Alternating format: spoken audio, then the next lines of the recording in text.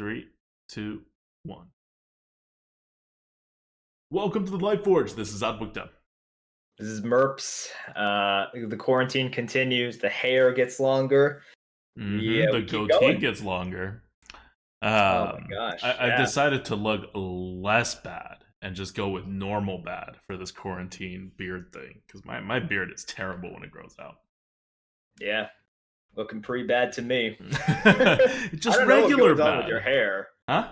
The hair is interesting. I mean, wow, you got this whole, I don't know what it is. It's like a failed K-pop star kind of hair mixed with some just some bird cosplay or something. You got like a bird, like peacock kind of thing going on. I have no idea what it is. I think that's what Brand New. That's exactly what Brand New was going for when she did the hair.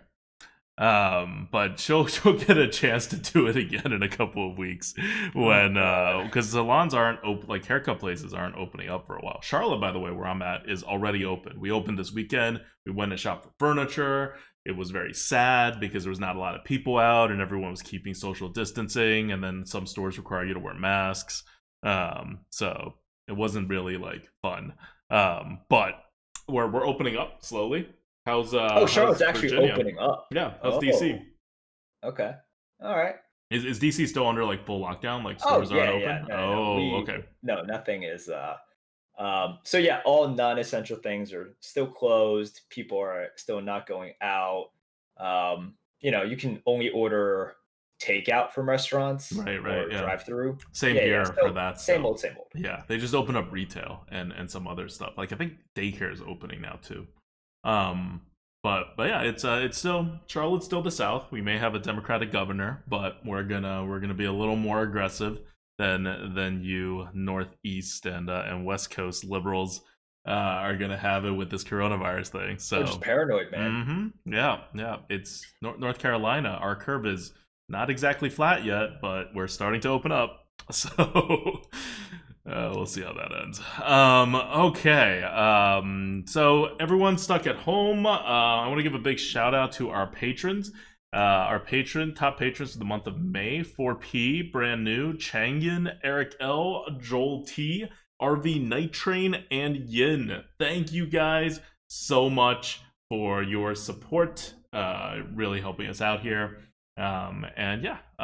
This is, it's in a weird way, like it's always been one of the few areas that is somewhat social I do in my life, but now in like the coronavirus times, these like streams and podcasts and whatever are really like, it's really mattering even more. It's like, oh, this is the time when I get to actually like talk to people.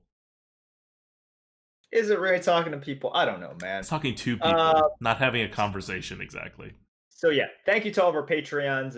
Also, shout out to Samsim, one of our mods. It is his birthday. People clap. Happy birthday. Hope you are using it well by ordering cake to your door and not going outside. That's what we should all do. Order cake and not go outside. Cake. I bought some cake last week. Eating it slowly. Okay, so we're gonna talk. We're gonna start things off with Arena because we didn't cover too much of the Arena meta last week with Victor here. If you haven't watched it or like listened to it, go listen to last week's episode. It was it's like a 2-hour episode with Victor. I can't believe we got him on for so long. And in particular, if you're interested in Battlegrounds, but also just generally, it's a cool guy to talk to and bring a really different kind of perspective to all the things.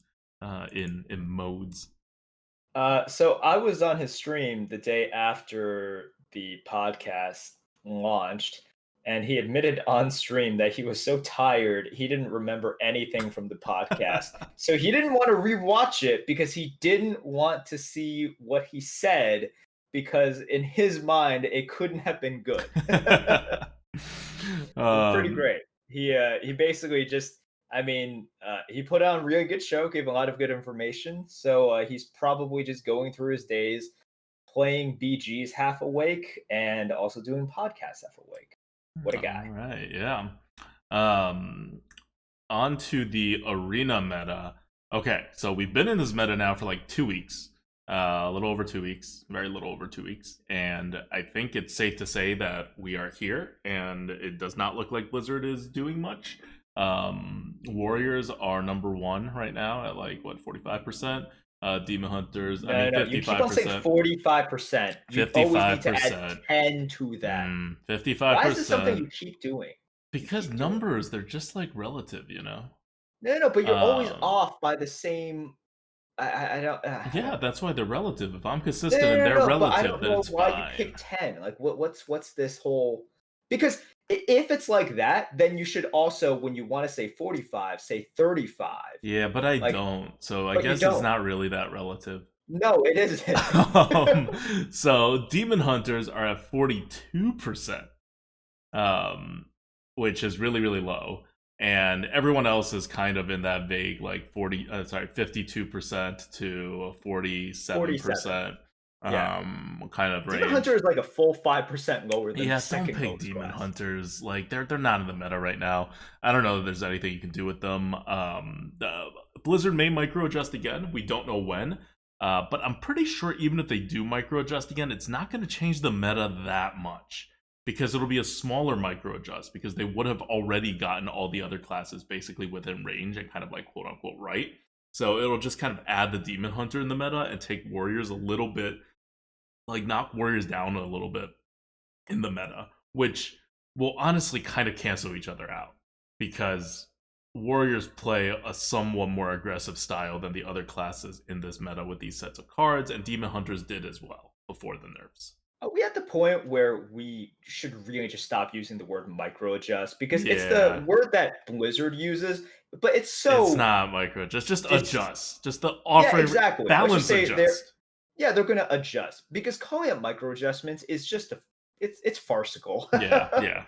Look, through micro adjusts, Demon Hunters went from number one to From just 60% to 42%. bottom, like dumpster tier. It's dumpster tier right now. Yeah, Like that's how you have a 5% delta between Demon Hunters and the second best class. It's really sad. It's actually something that I like. Okay, we can all sort of kick W and be like, oh, Merps doesn't even play Arena.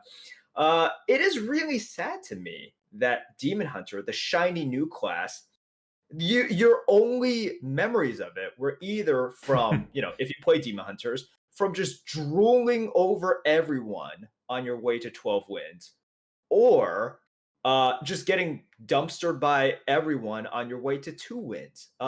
There was really no period of an in between. Like, yeah, not really. that's true. Demon Hunters have never been balanced in the arena. No, it's never been actually balanced. And really, like if you're averaging them all out, Demon Hunter was only OP for one day. Yeah, And then it was just regular OP, good. like we're Regular. warriors right now. Yeah. Like I don't think anyone is calling for Warriors to just be like mass. It's like, oh, we've never seen the likes of this before. No.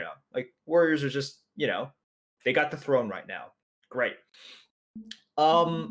So your experience with Demon Hunter, which is the first class in freaking forever, like 6 years, first new class, is on average that it is terrible, like trash dumpster tier, which is so unfortunate, right? Because it's a cool class, it's got cool cards. Um, if I understand with any other with any other adjustments that Blizzard makes, you don't really care if a class is at the bottom. You don't even really care if it's slightly dumpster. You Mm-hmm. should care when it's super dumpster, and you should definitely care when through these adjustments you made the brand new shiny class complete dumpster tier. Yeah. That's sad. Come on. Like don't do that. Like if you're doing that with Priest, first of all, I think people wouldn't mind that. I don't think anyone minds it when Priest is in the dumpster. But also, like, you want people to play with this new class, right? So all you had to do was just use a little bit more care during the recent adjustments and make sure that you didn't overkill them. I think they actually erred But on the side of overkilling because they were really afraid that they couldn't knock Demon Hunter down. Like, because I they tried I it don't know. twice, like, and it didn't work yet. So I think they were actually erring on the side of knocking it out of the meta and saying, look, a meta without Demon Hunters is better than one in which Demon Hunters are OP. So let's just not get it totally wrong and like Really? settle for a In the D. arena, Yeah. like people would mind if Demon Hunter was just number one. Well, have you read Arena HS during the pre-micro adjust era? Uh, That was not a fun read. I thought people were going overboard with it in terms of how much they were, I mean, they lathering the hate definitely on. were. Yeah, this is. But if you're looking at Blizzard's reaction, that's what Blizzard's responding to. It's responding to that. It's responding to win rates. It's thinking, look, the people who really care about winning, they'll pick the better classes regardless. The people who really care about playing Demon Hunters to play a Demon Hunter, they'll play Demon Hunter regardless. So let's just Mhm. make sure we're not like, we're responding to the community. And like, I thought that was very responsive to err on the side of overkilling rather than on the side of potentially still having Demon Hunter just be number one, but be like another step lower. Yeah.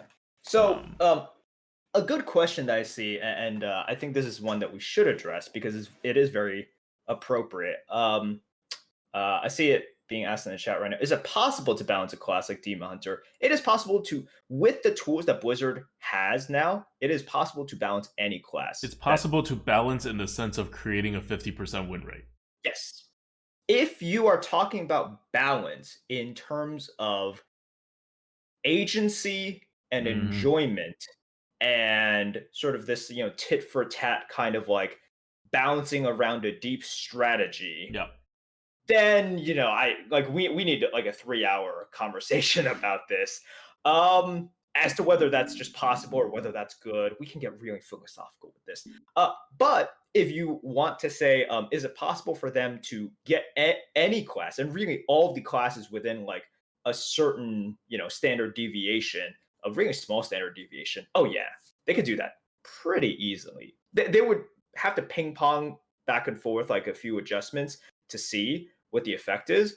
But they could do it within sort of like three adjustments. Like give them 3 shots at it, and they can get it like pretty much perfect. Mm-hmm. Yep. So Yep.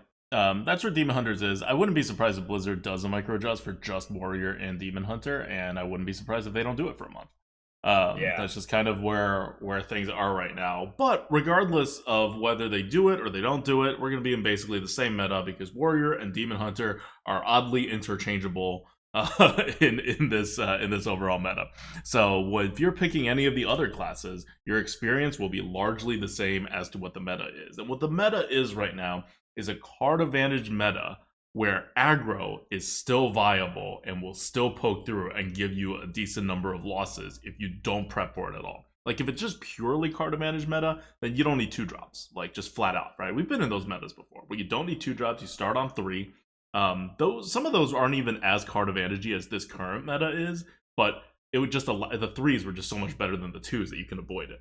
You're not in that meta right now. You need 2s, you need 3s, you need 4s, you need your entire freaking curve.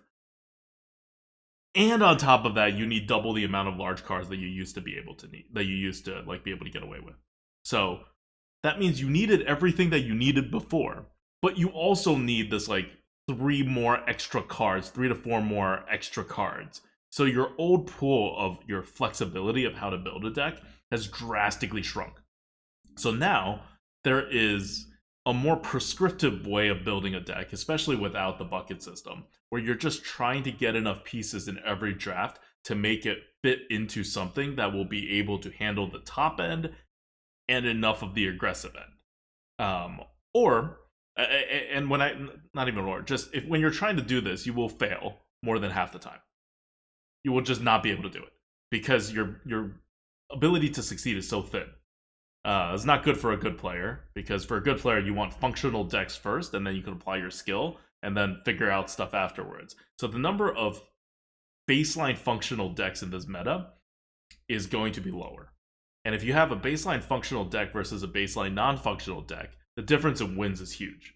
So this is one of the ways in which it feels a lot more deck dependent, right? Like a lot of people will say, and the feeling is that this meta is more deck dependent than prior metas. What they mean is that your baseline of having a functional deck is higher, and so you hit that baseline a lower percentage of times. Back in the day, your baseline functional deck you would hit easily like 85% of the time if you drafted for it. Now you'll hit it less than 50% of the time because the standard for what a baseline functional deck has risen. Now, that being said, if you don't have a baseline functional deck, it also means a lot of people won't have baseline functional decks. So your ability to hit that mid-range, like 5 to 7 win area, like if you're drafting well, is not significantly changed. The variance is changing, but your average should not be changing that much on most of your runs. It's just the runs that are capable of high rolling, not even high rolling, the runs that are capable of getting, we'll say 9, 10, 11, even 12 wins has shrunk because you're able to affect that less. Like, it's hard to describe the range of. Let's put it this way. I'm gonna try to describe it because it's just this. It's something I've been struggling with over the last couple weeks in playing the arena. Like, let's say you divide your every draft you have into 4 types. One is fail. One is below average but still functional. One is functional and above average, and one is, oh, I hit it.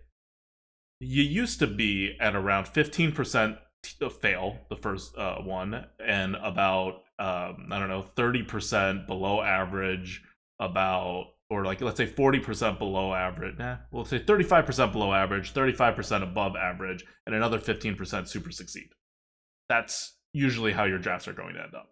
And that's been true for most of the last like 5 years or so. But now, for the first time, your distribution of these decks are different. You're now in the total fail range, maybe 25%. You're in the below average range, maybe like 35% still. You're in the above average range, maybe like 15%. And then you're in the super succeed, the rest of the percentages. So you're going to low roll more because the standard's gone up. And what is a below average deck? A below average deck is a deck that you're going to try to get to like 7 wins and be happy with it, really. And you're going to hit a wall at some point. Like, that's the defining feature of a below average deck. Past a certain number of wins, usually around 7, maybe around 8, depending on the meta, you just hit a wall and you can't go ahead. You will never get like 10 wins with one of these decks ever, because it's just not good enough. An above average deck probably means you could get 12, you're just very unlikely to, but you'll have a pretty easy time getting to like 7. And those types of decks are so rare now. So that's the kind of situation that I think everyone is in, and it makes things, makes things more swingy, and makes things more draft dependent. So I want to focus now on the draft rather than the actual in-game gameplay, because the in-game gameplay has gotten easier to do because there are more turns now and the decisions matter less, and really, frankly, you have less options because you're drafting a lot of higher mana cards. You just have less flexibility in your play. You're thinking a little bit more about whether to use a hero power or play a card, but that decision aside, it's a lower standard than before. You're not hitting face anywhere near as frequently. We could talk about how to do an aggro deck, but and you can do an aggro deck with like half the classes right now. So aggro is definitely not dead, and we're playing Hunter today. And Hunter is one of the aggro viable classes, so we may end up with an aggro deck. But overall, I'm going to start with a very basic formula that you can follow of how you should draft your cards. So we know that normally on curve, the base curve, the smallest amount of curve that you should have is 5 2-drops, 4 3-drops, 4 4-drops. That's been true in every single meta where 2-drops are even sort of relevant. Like, that's the lowest that you want to get. Now, if you miss one of these cards, probably not a big deal. But if you miss 2 of these cards, you're going to feel it. Like you're just gonna get 1 or 2 less wins than you would otherwise, because you're going to get into a situation where you don't have the curve, fall hopelessly behind, and don't catch back up. Or in this case, it's not necessarily that you don't catch back up, but you don't have the curve, you lose like a 3-card advantage because of it, and well, it's a card advantage meta, so you really can't lose a 3-card advantage. You can lose a 1 or 2-card advantage and it'll be fine, but you lose a 3-card advantage, you better have some like epic swing cards to get yourself back into it. After that, in this particular meta, you need 3 5-drops, about 2 6-drops. These are both higher than what is normally required, but that's because your decks don't swing as early anymore, and you really need that beat. And if you're going to have that beef anyway, you might as well have at least a portion of that beef be drops that you could just drop on curve. Also, 5 and 6 drops are very useful now because hard removals. It used to be you're very happy if you get a 5-drop hard removed. You're very happy if you get a 4-drop hard removed. Right now, you're absolutely ecstatic if you get a 5-drop hard removed. You just can't use you can't use a hard removal on a 5-drop right now because there are so many bigger ridiculous things that are quite frequently seen in the meta. So having more 5-drops is good, especially with Rusted, which is a 5-drop, but it gets most of its value out when you play it in the rush, and the rest of the body is not really even worth removing. And your key 6-drop is now the dragon thing. That's a 5/6 with a 3/4 body. Again, if that gets hard removed, you don't care. They've just hard removed a 5-drop. So you want 5 and 6 drops more now than before because they're still ridiculously hard to remove, and hard removals are even less efficient on them because they're saving the hard removals for the bigger things. So those have moved up to what you're used to like needing for 5 and 6 drops. And then, as usual, you need 3 7+ drops. That number varies from 1 to 3 depending on the meta of how much that you like baseline need to hit for a mid-range deck. And right now it's at the highest that it's ever been, and it's been this way some before, which is 3. And when it's at 3, that means you can reasonably go up to 5, or maybe, and I don't recommend it, but maybe even 6, depending on how good the rest of your deck is at holding people off.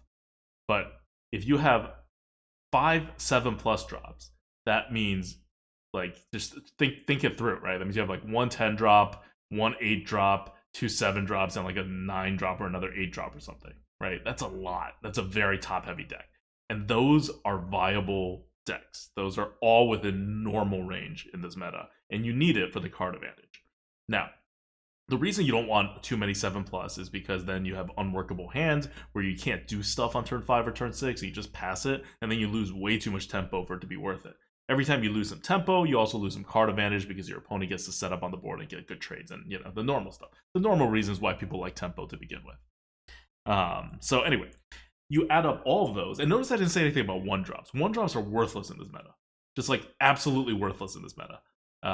And you've seen us. We've dropped even good 1-drops that have situational other uses, like the Aug Merchants. We've dropped them all by like more than 10 points across You the don't board. know how many times I get asked, and people are incredulous about this. So right now, Battle Mage is an 84 on the tier list, and people like. I've actually gotten so many comments about Battle Mage because the scores show up when Dreads drafts on his channel, right? Yep. And for some reason, people focus on Battle Mage so much. I get like multiple whispers every single time. They're like, "What is this bug that makes Battle Mage an 84?" Definitely not a bug. And I'm just like, "What's so good about a 1-mana 2/2?" Yeah. Like, really, just that's really my response. I'm just like, explain to me why you think a 1-mana 2/2 is that good now, like in this meta. It's just not great. The advantage, quote advantage, that you get on turn 1 is slight, and then with how hard the game swings right after that, that one extra stat that you're getting is so inconsequential. It really is. And unlike the Aug Merchants, it has no upside. It's like Battle Mage is the best on turn 1, like in terms of its expected value, right? It's really good, and then it just goes down and goes down further and further and further until a Battle Mage on like turn 8 it's worthless. It's like a wisp. It's like literally as good as a wisp. Yeah. So that's where we're at. Like when we say 1-drops suck, Battle Mage, in which when we first looked at it, it was a 1-mana 2/2 neutral. We're like, oh, this changes everything, and now it's just not good. It doesn't warp the game enough, and for it to be that bad later on in the game, it has to be really good when you drop it, and it's not, right. Like just like if you draft a Battle Mage now and you're even able to play it on turn 1, and then think of just how all the turns played out, and it was like, how much of an advantage did that give me? It's not going to be as much as you think it is. And if it's not giving near as much as an Argent Squire was back in the day. It's like very noticeably worse than an Argent Squire back in the day. Oh yeah, and even now it's just even like now, yeah. Yeah, what's better, Argent Squire or Battle Mage? Definitely Yeah, the Squire. Squire. Squire is way Yeah. more annoying. Yeah. So that's sort of where we're at. And I don't think people have caught on to that yet. So I think it's good that you mentioned it because uh, look, people complain about a lot of our scores all the time. Um, but the Battle Mage is actually something that people message me over and over and over Mm. again, and I don't know how to respond to it because it's just like, why is it bad? And my response is because it is bad. Like That's it's just it. because the purpose of the curve has changed. The purpose of the curve used to be you get the curve, you get the tempo, you do what you want with the curve, right? You do what you want with the tempo. In which case, getting it gets more choices, which is good for good players. It lets you control what your win conditions are. Whether it like if you recognize that it's to punch face, you get to punch face a lot more, and you get like maybe 6 extra damage out of it or something. And that battle mage is really worth it. But in this meta, all the board means is you get to dictate the trades. Because you don't really get to go face. Because the instant you go face and you let your opponent dictate the trades, they're going to put some taunts in, they're going to get some really good trades, and it magnifies the effects of their taunts.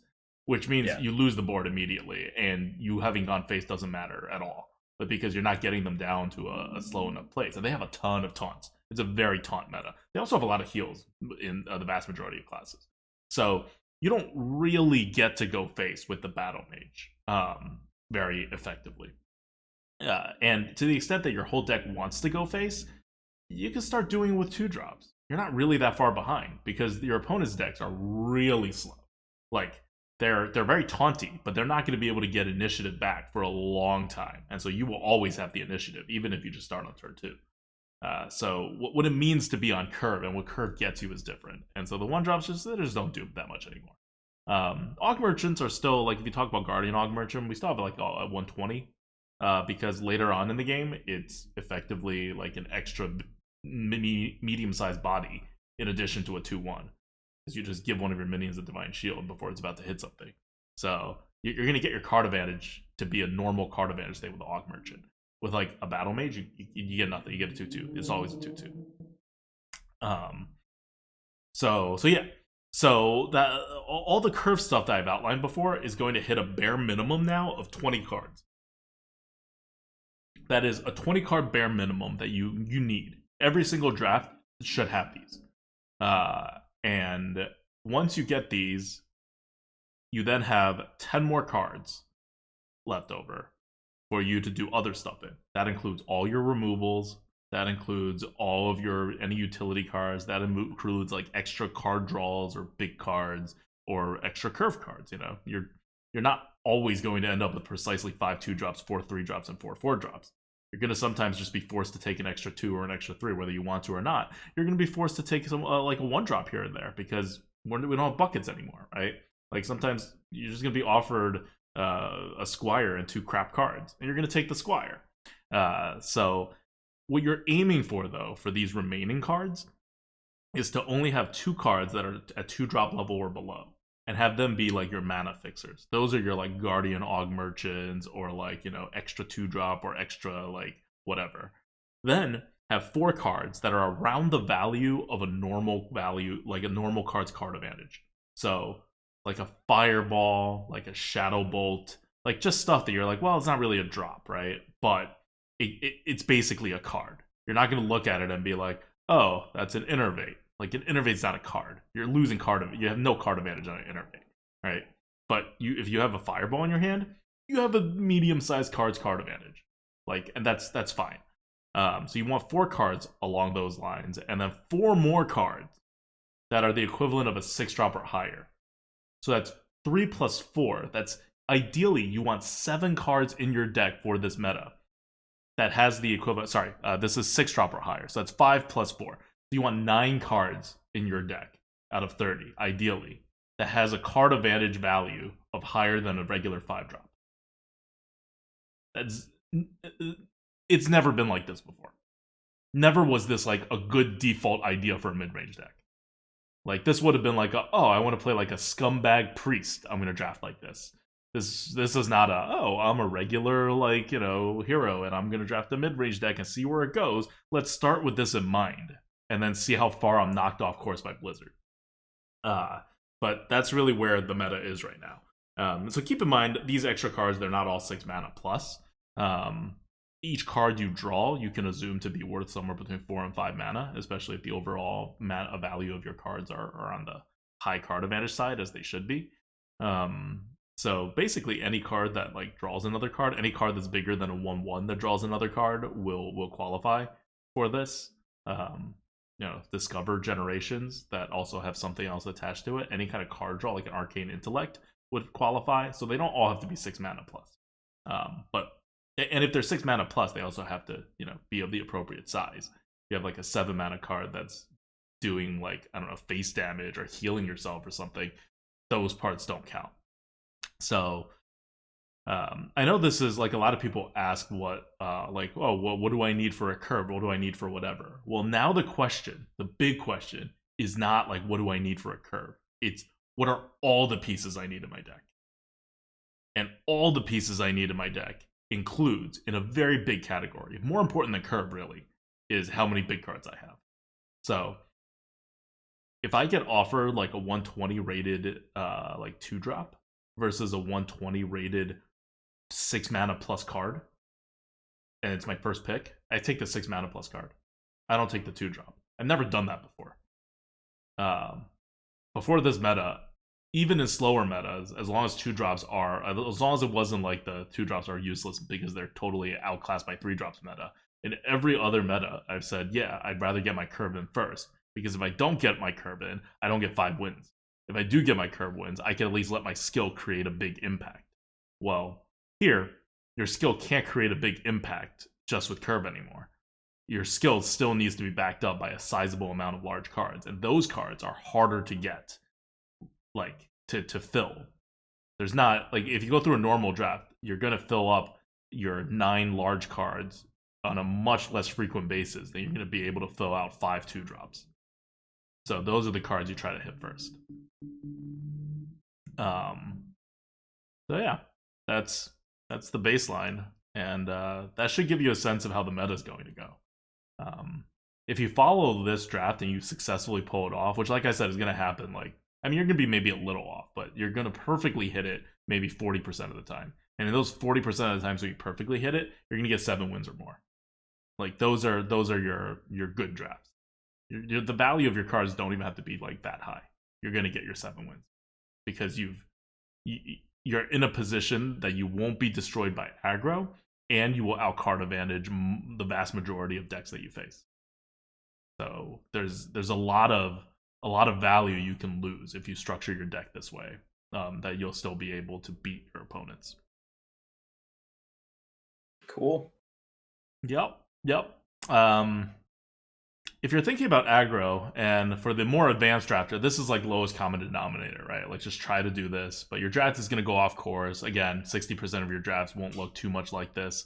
If you're considering potentially going aggressive, like maybe early on in the draft because you got a Pyroblast, or it's like middle to late in your draft and you realize you just don't have a lot of like high mana, like big card advantage cards, and you're not going to compete anyway on the card advantage front, you can go aggro. Aggro works in this meta. I'm putting Demon Hunters aside because I don't know how they play right now successfully. I've lost to exactly 1 Demon Hunter since the nerf, and that was a Demon Hunter with a deck that was clearly like pre-nerf deck. But otherwise, like, I just don't know how they play or win. So I'm setting them aside. But the other classes that can go successfully aggressive quite frequently are Hunter, Paladin, Warrior, Shaman, Druid. Those can all go pretty aggressive in a decent percentage of their drafts. So for those classes, your turning point is your third 6+ mana card. Like, that has a roughly equivalent card advantage or more than what you would expect to get at 6+ mana. You should always take 2 of those, because you can't avoid not taking 2 of those anyway, and because the meta is slow enough that you'll be able to get use out of it, even if you draw both. Once you get to your third one, you should start considering, am I really aggressive? And if you ever get a 4th one, you are no longer aggro. Like, at that point, once you get your 4th one, if you already have your curve and you otherwise look like you're aggro, stop trying to be aggro and just take big cards from that point on. Because you need to, like, make up for the fact that you were leaning aggressive and now you're no longer aggressive enough. So that's why I would, even if I was going aggressively and I get like a 6 or 7 drop on my like third pick, I would still take the 6 and 7 drop over an equivalently scored like 2 drop, because you still need some of those even in aggressive decks. Now, if we're like halfway through the draft and I'm definitely aggressive, would I do that? No. But if I'm unsure and I think I may be leaning aggressive, I'd still take the bigger cards, at least up through the second 6+ drop.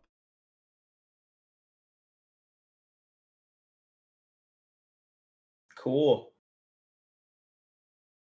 So yeah, that's your meta, bringing us back up to speed with the current meta in Arena. Sounds good. Cool, I'm cool. contributing a lot. Yeah. I'm really trying. I'm really this is quality contributions. Well, so I've been Sounds playing good. Arena for like this Cool. week, actually, like pretty pointedly. I've been like avoiding BGs. I had that like Avoiding disastrous BG. day where I dropped almost 1K in BGs. I got to a high of 10.K in BGs, and now I'm below You 9.5K got to a after high one of day. 10.K. 10.3K. And then I dropped it. I was like, all right, I'm pausing BG, going back to the arena, figuring this meta out, and I think I have a pretty good handle on how the meta functions in the current iteration. So yeah, so let's move on from arena into battlegrounds. We're gonna keep this one a little short, but I Yeah. this is something that a combination of Merps and Twitch chat at various points taught me, and it took me a while to figure out how to like actually master it. But it is, I think, the number one weird thing to learn about battlegrounds that will help you the most. Like if you're going to learn a weird thing about battlegrounds that has nothing to do with the fundamentals and everything to do with how a particular thing works, like learn this. It's Daryl. He's consistently number one. Daryl is definitely the number one hero if you want to climb consistently. Because it's almost, I'm going to jinx it for everyone. It's almost impossible to lose MMR with Daryl. It's not easy to, sort of high roll and shoot for number one with him. Mm-hmm. But I want to talk about how Daryl plays nowadays, because Daryl has always been good. So I'm assuming if you are listening to this podcast, you know how to play Daryl, or you think you know how to play Daryl because you have always played Daryl. But I think a lot of people are not maximizing the way that you play Daryl. And just like with any advice that's BG related, it's harder for me to tell you exactly what to do and much easier for me to tell you what not to do. Sprinkle it in with some stuff that you should do. So a few mistakes that you are Okay, making so with. first let's talk about what Daryl's power is. It's Oh, are whenever we doing I that? don't Oh know. my So I gosh. don't know the Oh, skill really? level of the people who listen to this podcast. I'm just pretending they are like me a month ago, where I knew it, Even a month ago, but you knew what Daryl I did. knew it, but I wasn't Because like super we familiar don't with say it. it's like Druid's hero power Okay, is okay, +1 attack okay. So and for +1 Daryl, armor. when you sell something, it gives +1/+1 to 2 random things. It feeds 2 bananas to whatever's in your They're like not bananas, they're tavern that are hats. offerings, huh? They're hats. Oh, are they actually hats? Are they like They're animated hats? literally hats. The Oh, animation's even a hat. I didn't know. I thought it was just glowy stuff. It's just too fast for my like eyes to follow and comprehend. It's too fast. Too fast. Yes. So it tosses 2 hats to 2 random minions in the tavern. But if there's only 1 minion there, guess what? Both of the hats go on there. Haha. So what you're essentially doing is for every minion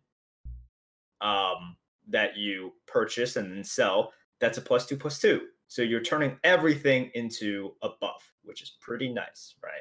That's pretty good. Okay, so that's Darrow's power.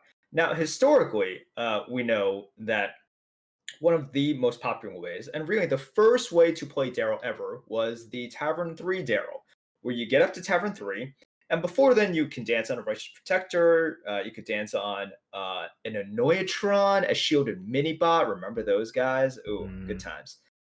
And you just dance on all the Divine Shield things.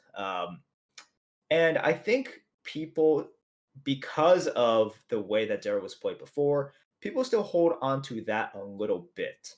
And the new ways to play Daryl is super interesting. It's a lot more open now. It is leaning on your hero power, but giving yourself the option to become one of those endgame comps that can just beat anyone else, whether it's through macros, whether it is through dragons. Sometimes, not very often. Macros are going to be more common. Um, this is the new Daryl. And what that means is what you should be doing is sometimes doing a slightly early dance. So this could be like even 6 gold, 7 gold. And oftentimes, doing 2 big dances in the early mid game, and then just sort of saying, okay, my board is pretty good. I'm like over tempoed for where I am right now. Let's try to make a push. Like I also have just 4 dragons here. I also have a pair. Let's tier up and try to go for it. That's something that you need to be prepared to do more often. And in order to set yourself up for that, what you need to do is still gold efficiency at the beginning of the game. Wait, No so rolling. where are you tiering up? Where are you making this decision from tier 4 to tier up to tier 5? Or Yeah, so these days, first of all, we all know you want to get to tier 3 fairly quickly, right? That's not like any strange Daryl strat. But and I would say you want to dance on at least one thing on tier 3 first, no matter what it is. Like I think one thing that people make a mistake about is like, oh wait, I want to find something good to dance on, and they roll a couple of times. If you watch really good players, for example, like Victor, we had on last week, I've seen him dance on the Crystal Weaver before, which literally has no ability, right? But he's big. He's big. Like if you give anything +2/+2 stats over and over again, it's a decent unit. And what people don't realize is that, like, essentially with Daryl, if you're doing an early dance, like a super early dance, you're turning Daryl into a super Syndragosa, right? And not that Syndragosa is good, but a super Syndragosa that still has another hero power is really, really good. And in the mid game, if you are just getting really, really, really freaking strong, you kind of just turned yourself into like a Yogg. Like you put yourself in the position of a Yogg, right? In terms of being super tempoed. But with Yogg, like Yogg can't keep dancing on something. You still can. So think of it that way. I think a lot of people look at Daryl and it's like, okay, well, this isn't a Bronze Warden. I don't want to dance on this. This is not a Deflecto. I don't want to dance on it. Think about it this way. By you doing a dance on something mediocre, but making sure that you stay gold efficient, you are giving yourself room to tier up first to 4, right? What you want to do is always dance on one thing on tier 3, and then you can decide, do I still stay on tier 3 or do I go to tier 4? Most of the time you still stay on tier 3, right? Would you say you actually go to 4? Like what percent times did you say you would go to 4? If there's nothing good in the it all depends on how much the other tier costs, right? But if like I would not it should be about the same, right? Like let's say you level to 3 immediately without like stopping. So for more on than 7 gold, I level up to 3, right? And then on 8, I'm probably dancing. On 8 gold, I'm probably like dancing. That's like the first. Oh really? To, like, I thought you danced on 9 gold. So I'm always 1 turn slower. You're 1 turn slower in many ways. No, but seriously, yes, 8 gold is actually like when I would say it is a really optimal time to dance, because that's when if you don't dance, you're kind of losing, right? And sometimes I'll do maybe just like a small mini dance, like on 8 gold. Perhaps you just like buy 1 and then sell 1 and buy 2, and then maybe you can buff a little bit. So you can hold off there. But on the next turn, then you definitely have to dance. Right? Yeah, that's without a question. Right. Okay. But yeah, so that's my default. Mm-hmm. I don't try to dance on like, even if I find a good unit, I would just like freeze it. Okay. Yeah. I mean, it's hard for me to say exactly, but you definitely want to have that in your toolkit as well, like dancing on 8 gold. And then yes, like if you haven't danced on 8 gold, definitely dance on 9 gold. And sometimes if you dance on 8 gold, you still dance on 9 gold, right? If it just works out. Okay, so you danced on either 8 or 9 gold, and that was your first dance. What is the percent chance afterwards that you go to actually 4 instead of trying to find another dance? It depends on the tavern. So what I will do a lot of times is here's a good scenario, right? If I dance on turn 8, Mhm. I'm out of, sort of cards to dance on, Yeah. right? I will look I will look towards the next shop. So now I danced on 8, we're on 9 gold now. I just get presented with 4 more fresh units presented by Yeah. Bob. So You there are buy sort of 3 of two them. avenues you can go with here. If there is nothing good there, Mhm. because you already dance, you just dance, right? Yeah. You have 9 gold. I would just buy 3 units and then hold, right? Right. And if you took that line, what the next turn will do is if you still don't find anything good, then I would just like immediately level roll and then just try to like find some good stuff and then try to find a dance on 4. If No. you on 9 got some like just bought the 3 units and then the next turn you find something good, right? Then I mean that's easy. You dance on that and Because then you starting on turn 4, your dances are like your final dance is +2/+2 on average, less efficient.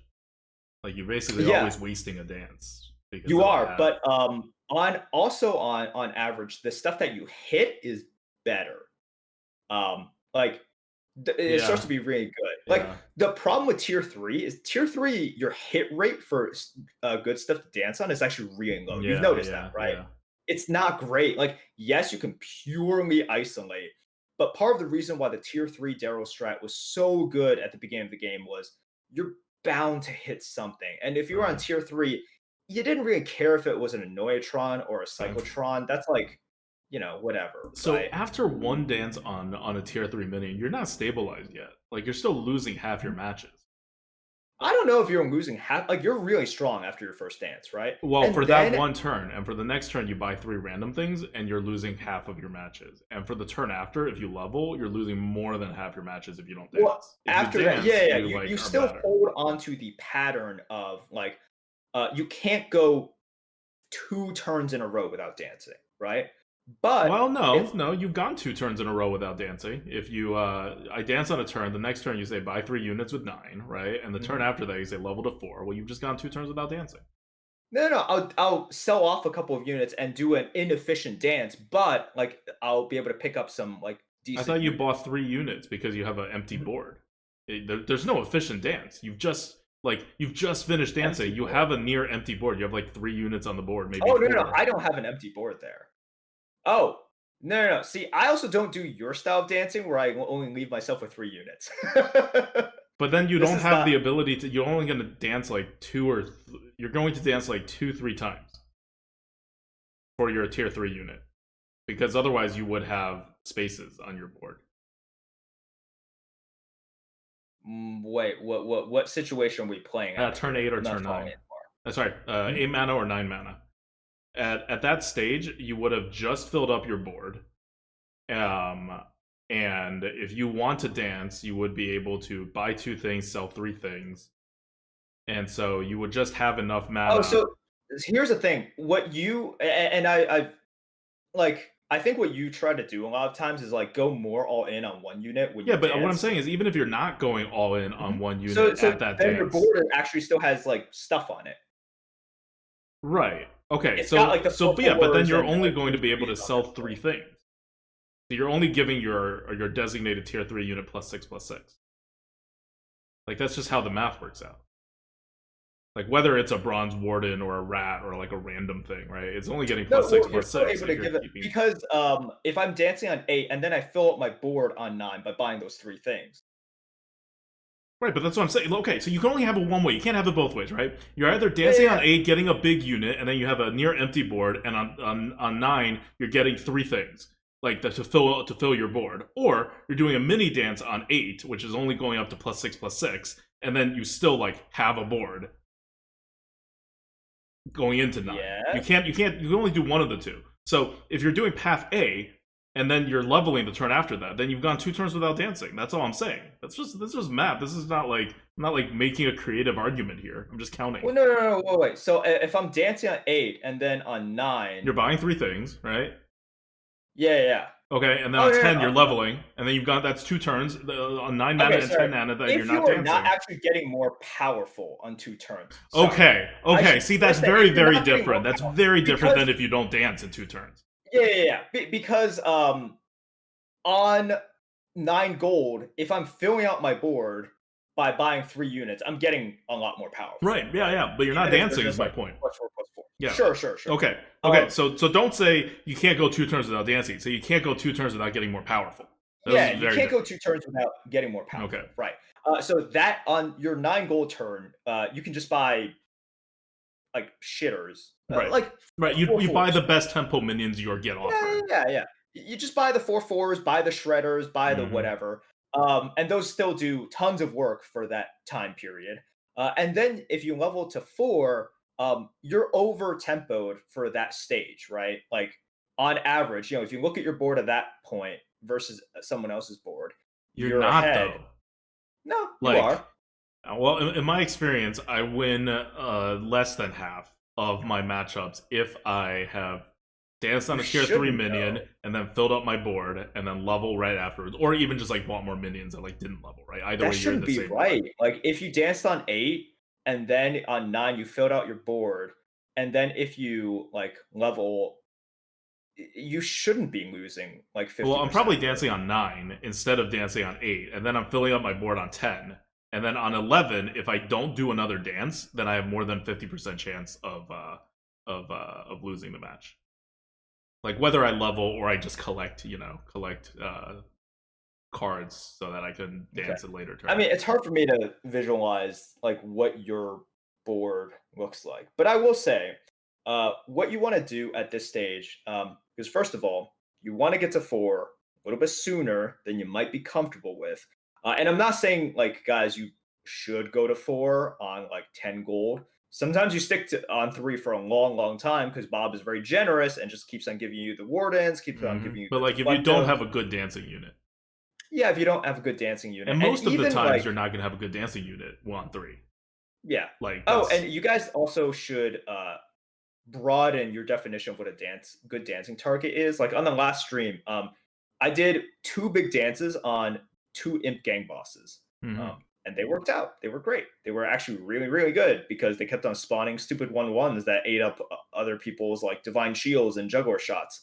Um, So definitely broaden your definitions there. But on tier 4, you definitely want like another good dance, and the targets become pretty freaking juicy. Mhm. You have the Anoia modules, you have eggs. Hydra is the best target. Like that's the one that you really want to dance on. But at that point, after a good tier 4 dance, this is where you want to evaluate your position in the game, how strong you are, what your comp looks like, and how much you would benefit from tier 5/tier 6, especially, maybe picking up that pair, hoping to hit the triple so you can go and get the mackerel. Maybe you can even get that Calgos because if you buffed up double bronze wardens and, if you buffed up a hangry, maybe getting that Calgos, is still good for you. You might be a little bit late on the Calgos, but oh well, I mean, you've been buffing your dragons anyways. So this is always something to keep in mind. Like, if you are still used to playing the tier 3 Daryls, um, number one, don't look for the perfect dance target because tier 3 is Mhm. actually pretty bad for perfect dance targets Mhm. now. And number two, Your actual odds of hitting not even a perfect target, like but literally any target that has any kind of scaling whatsoever with size, your odds of hitting that are around 25% per roll. it's low, man. It's Yeah. very So, low. like, if I find a crowd favorite, I'm just like, yes, I got something like good, right? Okay. And I think a lot of And people would that I don't consider count that. as a scaling target because it doesn't Yeah. scale with your buffs. It scales afterwards, but like your buffs don't help it. Is my point. But Yeah. yeah, but But, yeah, but if it's like that's like the next tier, right? That's like yeah, it'll exactly. still grow with you because you're gonna get some battle cries afterwards. So it's not a total loss. It's not like your I forget that minion's name, the 5/4 that you were talking about before, the Victor danced on. The Crystal Weaver. Yeah, it's not a Crystal Weaver. No, Yeah. definitely not. It's definitely not a Crystal Weaver. But yeah, like I'm fairly happy-ish if I am able to find a crowd favorite to dance on, Okay. mostly because you don't want to roll. Like rolling Hmm. is bad with Daryl. It's like finding a suboptimal unit you can grumble a little bit about, but if you're rolling for a good unit, yikes, man, you are giving up so much stats. So definitely don't do that. And then I would just say, like, if you find that your Daryl play never involves you high rolling into that macro build, into that Caligos build, then you're playing Daryl wrong. Obviously, he is not going to get those sorts of endgame comps very often, but if you are never getting those, you're playing him suboptimally. If you are also not getting to tier 4 fast enough, and by that, it's just like how many of your Daryl comps end up with like, an egg plus a Hydra? Yeah, like evaluate it like that because it's hard for you to remember. Oh, when did I do? Like if you are seeing that, it's like, wait, I almost never get a Hydra with Daryl. Then you're probably not leveling to tier 4 soon enough / often enough. And these are things you want to think about because that's definitely how you play Daryl nowadays. Like you get to tier 4 at a reasonable rate, oftentimes a little bit slower than other people, but not so much. And it's a very rare game in which you don't get to tier 4, like really, really rare. And sometimes you go to tier 5 as well because you're sort of done dancing and you have this idea of like, okay, well, if I want to win the lobby now, I do need that Nadina, I need that mackerel, I need this and that. But you would only go to tier 5 on a trip. Yeah. I like because on tier 5 there's There's not nothing really any. because you go to No, tier 5 there's on a trip, and if you miss, you just go to tier 6. Like tier 5 does nothing for you. Yeah, well, if you miss, you can also just like start playing without your hero power, right? Be like, oh, okay, I pick up this buff, I pick up that sort of tech unit, this and Yeah, that. but there's nothing really on tier 5 for you. Like if you're doing a normal Daryl thing, like what do you have that? I guess if you have the Hydra, right, you'll have potentially the ability to build beasts on tier 5. But you have to sell all your other units or at some point. I And do agree with you. Like more most of the normally, time, you're going to end up with like a divine shield, like kind of like build, right, with Daryl, yeah. and that No, doesn't do I agree. much. Most of the time, you're tripling into a 6, right? It's like you're hanging out in 4. And this is something that I would do as well. It's like I would just pick up some pairs, and if possible, you don't have to sell the pairs. Don't sell the pairs. Just hold on to it, and then give yourself that chance, and then try to hit the macro and everything. And if you don't hit it uh, on tier 5, there's still some like pretty decent buffs, right? I think Strong Yeah. Shell Scavenger. Maybe it's not too late for a brand as well, and you can just do some brand buffs, and you can just sort of use your hero power as a very small bonus at that point. It's really not you're really not trying to dance on anything big, but yeah, be aware of that. Like you definitely want to go to tier 4 a little bit faster. Be ready to sort of give up your hero power perhaps a little bit more often than you're used to, perhaps a little bit earlier than you're used to, even if you're used to it. And that's how you play Daryl right now. So it's like, it's a really fun time to play Daryl because Daryl at the beginning of the game, I hated playing him. He was just so one dimensional. It's like tier 3 spam. Get the kobolds, buff them up, spam all of that, like, spam all of the divine shield stuff. And it was just a really boring way. Like it was because it was so consistent, it was also really boring. And now I feel as though Daryl gives you so many ways to express your play style, to express sort of like what you want to do, and gives you all of these ways to think about the game. So it's not only powerful, it's a very fun hero. And I think some people, including me, I think there's still so much to learn because it's such a deep hero. Are still playing the hero very suboptimally, but even then he's still ridiculously good. Like look like at you it can this still way, roll. you guys know my APM and my ability to do stuff, and Daryl requires a lot of doing stuff. And Daryl's one of my best heroes, has always been one of my best heroes since I actually like learned him a few months ago, across all the metas.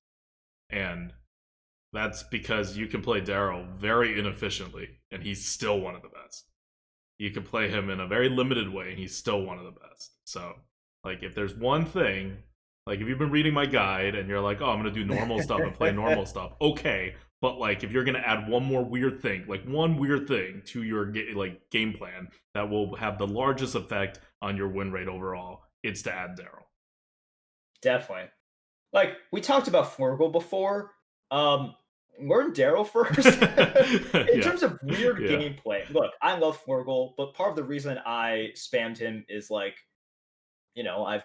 I'm not the best player, but I've been solidly top 100. So I'm at the sort of end game point where I'm like, okay, well, I kind of, I understand Daryl to a decent degree. I understand, Deathwing, Pyramid, these heroes that are just weird, right? These weird Hmm. heroes. And now it's Flurgle time. Um, no, definitely don't focus too much of your energies on Flurgle right now if you are still trying to optimize your Daryl play. You are going to get the most gains Yeah. from maximizing and learning about Daryl, learning about like Rafam, if you are still uncomfortable Rafam is with so Rafam. weird. I'm still He is uncomfortable with weird. Rafam. He's weird. He's But deceptively weird. Like he he's feels like he should be yes, like Yogg, which is very straightforward. But he's he's so different from weird. Yogg. He's actually not like Yogg at all. I know, that's why I suck with Rafam and I'm decent with Yogg. Because Yogg Okay. is normal and Rafam is weird in a way that I'm not fully taking advantage of. Yes. So yes, definitely. Daryl, if there's any hero that is weird, the non-Elise, Curator, Nozdormu kind Hmm. of mold heroes, that you should focus your energies on and learn this weird playstyle. It's Daryl 100%. He's so consistent. It's just like you're gonna get like consistent second and third places with them. Yeah. Sometimes sprinkle in a first every now and again. Easy MMR for you. Hmm. All right. Let's do. This is gonna be a very quick card good bad on Cobalt Spellkin. I should have done that at the end of the arena portion. But card good bad, we tell you whether a card is good or bad. If you follow the Lightforge tier list religiously, you will notice we had an update this week that we didn't tell anyone about, but it is updated. 3 cards moved. I won't talk about the other 2 that didn't move as much. But Cobalt Spellkin gained 30 points. And it gained 30 points because of one reason, which is we inputted it wrong before and we never noticed. Um, and so it was always supposed to be in a different way. And in this particular meta, it's especially important. It was never this high before, but it fits perfectly with this card advantage meta that we're talking about in the arena, because it's playable on 5, which is good because usually cards with higher card advantage aren't playable until later. But then also you're getting 2 1-mana cards, which don't seem like they're very high. They're very like large in terms of card advantage stuff. But if you actually look at 1-mana cards, I think it'll surprise you how much card advantage they have on average. More importantly, the 1-mana cards, a lot of them also have really good tempo, because a card is usually just whatever you get, like with the amount of mana that the card should give you, plus an extra tempo. Like you almost get a bonus wisp, right? Because you have to use up the card. And so both of your 1-mana cards, or at least one of them, should be able to get you that kind of tempo, which means you get to draw a lot of card advantage, still have something playable on 5, and still be able to keep up the tempo. It's like the best of all worlds when it comes to this particular meta. In other metas, you may debate whether you want to delay your tempo. You may debate whether you need that much card advantage at all in the first place. There's a lot of randomness to it. Who knows if you want that? But in this meta, you want all of those things. So Cobalt Spellkin, it was always wrong. It was always supposed to be above a 120 at least. But in this meta, it's a 137 on average. And if you go to, it also depends on the class how good their pool is. But just wanted to flag that for you. You've been following our tier list, and you've been picking Cobalt Spellkin the way we have, which is that we've been frankly under picking Cobalt Spellkin, and I felt that it was more powerful than its rating was for a little bit now. But it got to a point where I think I was like destroyed by 2 Cobalt Spellkins in a row, and I'm like, I need to check this, and I was like, oh, that's not what the ability does. If you're wondering, we made it pull 1-mana spells from your deck, which is wrong. Yikes. Like very wrong and a lot weaker than what it's actually doing, which is adding Yeah, that seems a random. little bit weaker. Yeah. Yeah, because you have all these 1-mana spells in your deck, right? Hmm. So yeah, so that's why the score went up a lot. And if you're also wondering, you may have seen some complaints on Arena HS that the Blade Flurry score is really, really high. It is. It's wrong. Blade Dance is also wrong. That's also really, really high. And we noticed this like 3 weeks ago, where it's a very deep algorithm thing that we need to change. We're doing it. we're doing it slowly and we're tired, so it's not like we're working on it every day.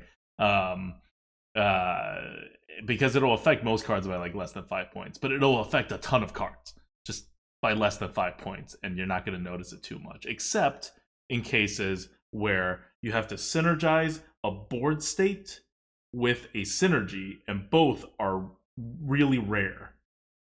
So that doesn't happen that often, but it does for something like Blade Flurry and Blade Dance, where it's not that often you have a weapon as a rogue besides your dagger, right, or a demon hunter, and it's not that often of a board state that you can look for that is a board clear. So when those things intersect, we I'm not going to go deep into the math, but we were doing some base level thing wrong that when that situation happens, it really magnified the error. So we're in the middle of fixing it for everything rather than just those 2 cards. So those 2 cards, you can just mentally subtract, like, I don't know, 20 points off of Blade Dance and maybe 40 points off of Blade Flurry. I don't know. But just keep that in mind. I don't know when this update's going to be finished. It affects all the cards, so we have to check like everything. But it's probably not going to be this week. Maybe not even next week. So just know that those 2 cards are going to be off, but that the other cards are basically okay. And it's not going to affect stuff without synergy at all. And it's going to affect very minor, like 1 or 2 points cards like Houndmaster. But it's when you stack different types of synergies, especially when they overlay with board states. Flak Mage is going to change as well, but Flak Mage is going to go in weird different directions. So it's not like that's super overrated or underrated or something right now. Okay. Finally, today's Mother's Day.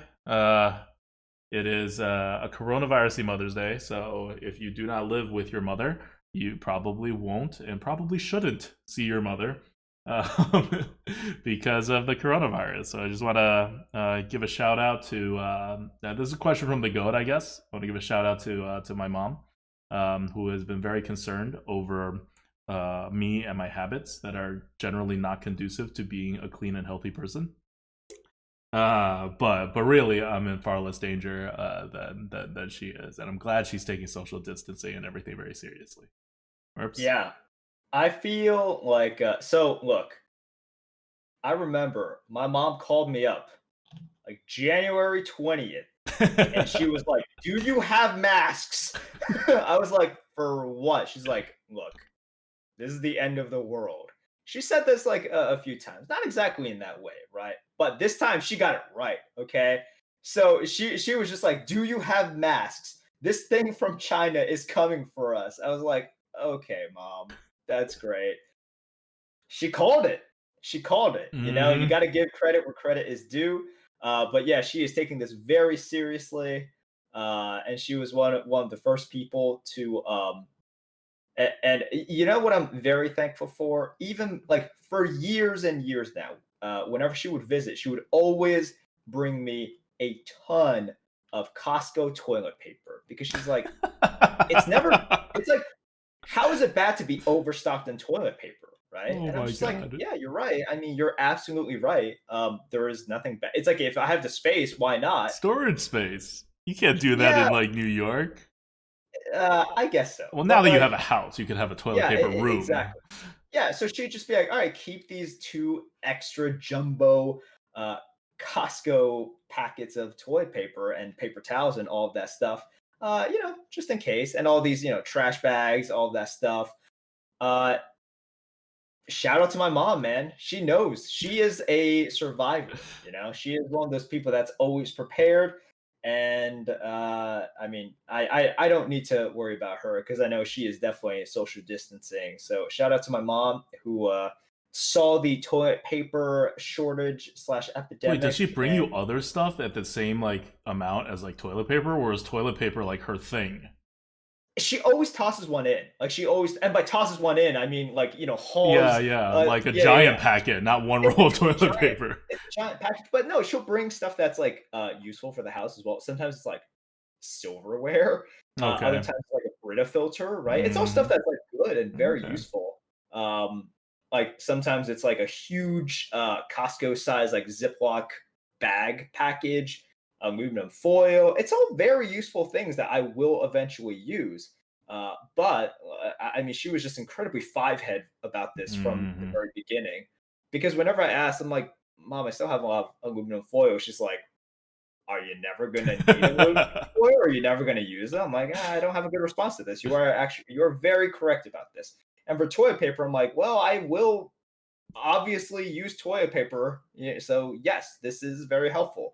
And then when the coronavirus actually hit, she's like, "You see?" I'm like, "I see, I see, I see. Thank you." So back in Long Island City in New York, at one point I ran out of toilet paper. But, not because of the epidemic or anything. I just ran out, and I was like, "All right, I'm never gonna run out of toilet paper again. I'm gonna buy like a freaking like 36 pack of toilet paper online in bulk. It's gonna get shipped to me. It's gonna be great."